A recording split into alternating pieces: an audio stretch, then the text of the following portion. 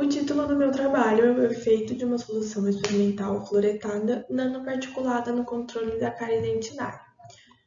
O objetivo principal: 96 incisivos bovinos foram preparados e tiveram as suas raízes separadas da coroa com um disco diamantado dupla face e passaram por um processo de profilaxia, descontaminação e armazenamento em água destilada.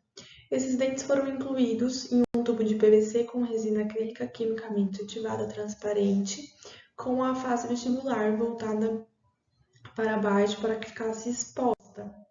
Posteriormente, essas amostras foram desgastadas e planificadas com disco abrasivo até que se atingisse a dentina bovina. E em seguida, essas amostras foram polidas com um disco de feltro e pasta diamantada nas seguintes granulações apresentadas no slide. A gente iniciou o teste com o teste de microdureza inicial, com uma carga de 50 gramas aplicada por 10 segundos, e foram obtidas 3 edentações com 100 micrômetros de distância entre si. A partir daí, foram obtidas a média dos valores de microdureza inicial igual baseline. A seleção das amostras aconteceu a partir da média da microdureza, onde as amostras abaixo ou acima de 10% da média foram excluídas, e posteriormente a isso foram aleatoriamente divididas em 5 grupos experimentais. Os seguintes grupos são dentina rígida, que não recebeu nenhum tratamento, a dentina cariada com lesão de cárie inicial, a dentina cariada que recebeu o diaminofluoreto de prata, 38%, a dentina cariada que recebeu o cenano, que é o cariostático à base de nanopartícula, e o cenano contendo a nanohidroxiapatita, que é a solução com a nanopartícula de prata contendo a nanohidroxiapatita. Posteriormente a isso, as amostras foram submetidas ao teste de rugosidade, utilizando o rugosímetro em 3 diferentes direções, em uma extensão de 0,25 mm e uma velocidade de 0,01 mm por segundo, onde também foi obtido a média do valor de rugosidade. As amostras também foram avaliadas quanto à cor, então inicialmente foi tomada a cor com um espectrofotômetro e a gente padronizou a tomada de cor por meio de um guia de silicone. Feitos os testes iniciais, as amostras que seriam dentina cariada passaram por uma ciclagem de pH para obtenção da lesão inicial de cárie. Então, elas ficaram 8 horas em uma solução desmineralizadora e 16 horas em uma solução remineralizadora.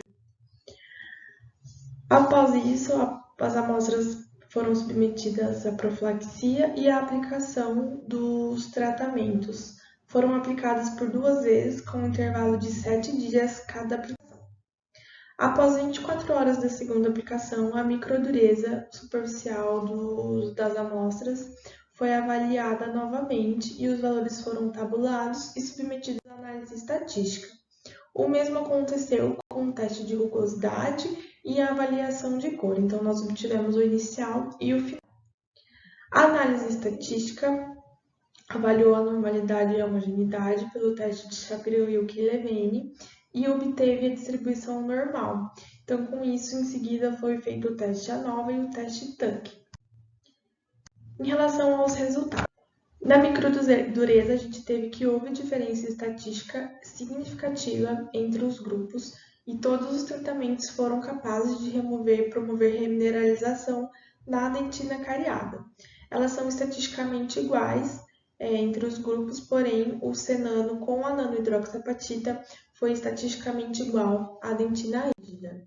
Em relação à microdureza, a dentina rígida apresentou uma rugosidade inferior aos demais grupos, já que ela não passou por nenhum tratamento, e todos os tratamentos apresentaram uma rugosidade estatisticamente igual entre si e a dentina cariada. Em relação à alteração de cor, o grupo de aminofluoreto de prata foi o que mais apresentou a alteração, diferindo estatisticamente dos demais grupos. Os outros grupos, o cenano e o cenano com nanohidroxiapatita, apresentaram alteração de cor estatisticamente igual à dentina rígida.